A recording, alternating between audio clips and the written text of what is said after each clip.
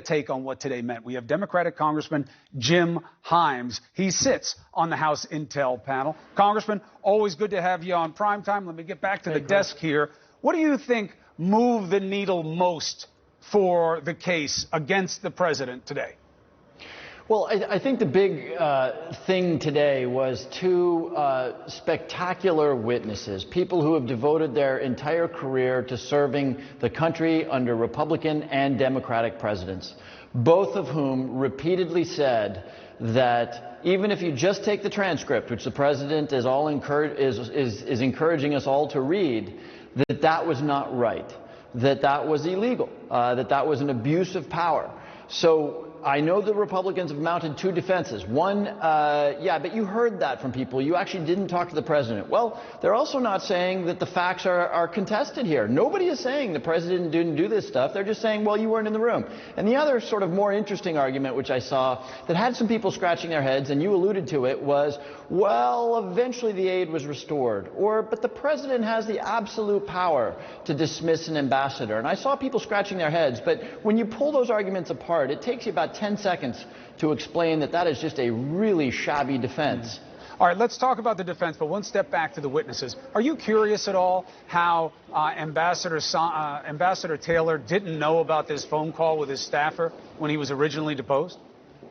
Well, as he told us today, he only learned about it, I guess, last week. So when he came and was deposed by the committee, he apparently didn't know about it. Right, that's what he said, but boy, I got to tell you, I don't know how his staff could have been caught that asleep. You know he's going in to talk about exactly this, and you hide this or whatever. You just neglect to tell him about this? I mean, come on. There's no evidence that he was hiding anything. No, I don't think so. I do not mean to suggest that at all. Yeah. I'm saying his staff needed to step up here because this would have been good to know sooner. But it's out there now, yes. And the implication is going to be obvious. It's hard for the president to say he doesn't know Sondland when he was on the phone with him about something as intimate as these actual investigations. Now to the defense. I think you're going to hear more and more of what you just outlined, that nothing happened. They got the aid.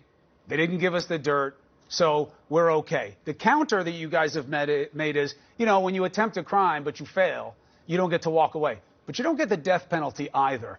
Does it give you concern about a case for removal if it winds up that, well, what here was done that was so bad? What do you argue is that? Well, so let's take both cases. Let's take both the abuse of power with respect to Ukraine and the ambassador. And again, this isn't hard. And I don't think of it as you were committing a crime, but you didn't follow through. You didn't complete the crime. Chris, as you know, the withholding of aid when it is congressionally mandated that it be put off. And remember, that aid was withheld from probably early July until September 11th, several days after the White House learned that Congress was going to look into this. Chris, let me give you an analogy. If somebody is abusing their spouse for months, and then when they hear the police cars coming, they stop and they say, but look, I've stopped. That is no defense. A crime is not defined by its successful completion. It can be ongoing. And this crime was, without question, in an undisputed way, ongoing. With respect to the ambassador, the Republicans are saying he has the absolute power to dismiss an ambassador. And we're all looking at each other and says, yes, the president has the power to dismiss an ambassador. But Chris, as you know, and as Americans can figure out if they think about it, power is power, and then there is abuse of power. I'll give you a silly example. But one little piece of power I have is I get to nominate people to the military academies, right? I get to do that, and nobody gets to challenge my ability to do that. But if I do that because some parent pays me $250,000 to nominate their child to the military academy, that is a prosecutable abuse of power. So yeah, he has the power to fire Ambassador Yovanovitch, but he did it for corrupt purposes, which means that it is an abuse of power. Well, if nothing else, it's a window into the animus, into what he wanted and what he would do to keep people out of his way so that he could get it. So it certainly helps inform the picture. Now, going forward, I do wonder, if we can put up the list of all the things that Mr. Nunes brought up in his opening statement today, where they were really throwing a lot of things out there, a lot of spaghetti against the wall, so to speak. And that's part of this process. But it became pretty aware today. I don't know how they sustain a meaningful defense of this president without the people who are being kept from the committee. They need Mulvaney. They need to have Pompeo. And they need to have Bolton for people to be able to sit down and say they're wrong about what this president wanted and what he was willing to do it. Don't you think at some point they'll have to rely on the people that they're holding back?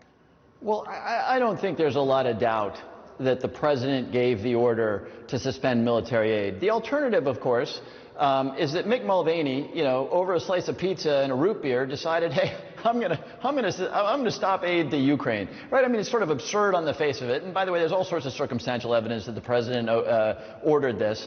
John Bolton would be an interesting witness. It's unclear to me exactly what he's doing. I'll tell you the person I would like to hear from, and the whole half of this story that has not been told to the American people, is what the heck Rudy Giuliani was doing in Ukraine, because I can only imagine the conversations that he had. And remember, the firing of Ambassador Yovanovitch had as much to do with Rudy Giuliani, and people need to think that through. He was the elephant in the room today because he kept coming up, and very interestingly, the GOP kept staying away from him.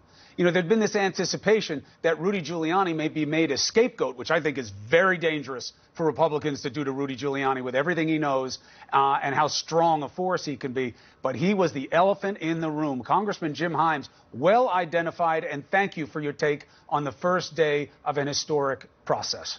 Thank you, Chris. All right, be well. The case against the president, all right, it's going to come down to the evidence, but also the credibility of the witnesses. So even though this is a